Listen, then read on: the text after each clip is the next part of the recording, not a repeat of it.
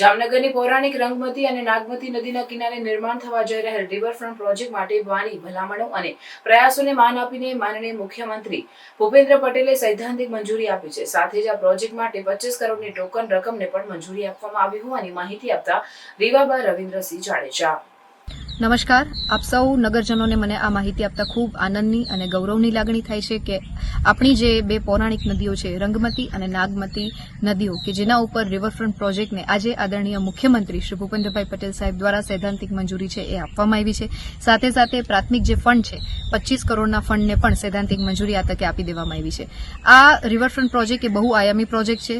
પર્યાવરણના સંરક્ષણની સાથે સાથે સુંદરતામાં વધારો થાય, આ ઉપરાંત વરસાદી પાણીનું સંવર્ધન થાય, એની સાથે સાથે જે 78 વિધાનસભાને સ્પર્શે એવા જે વિષયો છે કે અતિવૃષ્ટિ દરમિયાન આપણા મેજોરિટી વિસ્તારમાં પાણી ભરાવાની જે સમસ્યા છે એના કાયમી નિકાલનો જે એક આ પ્રોજેક્ટ છે એ રિવરફ્રન્ટ પ્રોજેક્ટ છે। ત્યારે મારી રજૂઆત અને પ્રયત્નોને આદરણીય મુખ્યમંત્રીશ્રીએ જે સન્માન આપ્યું છે એ બદલ પુનઃ હું એમનો ખૂબ ખૂબ હૃદયપૂર્વકનો સમગ્ર જામનગરની જનતાના માધ્યમથી આભાર માનું છું।